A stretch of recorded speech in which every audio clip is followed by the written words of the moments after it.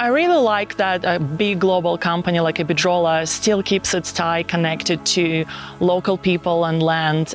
We work with ecologists on all of our projects, and here at Flyers Creek Wind Farm, it was identified that there are squirrel gliders in the area. Squirrel gliders are a threatened species, so having these squirrel glider poles allowing them to transition from one patch of the bush to the next was really critically important. We're also revegetating with 1,200 native species that are part of the critically endangered boxgum woodland community. A really beautiful part of today was the welcome to country this morning and the smoking ceremony, and to really see that connection between culture and country, and to get that sense of being a part of helping heal this environment. The best aspects of events like this are bringing all the people together from the business. It's just great to get out here and install these habitats and improve the environment where we work.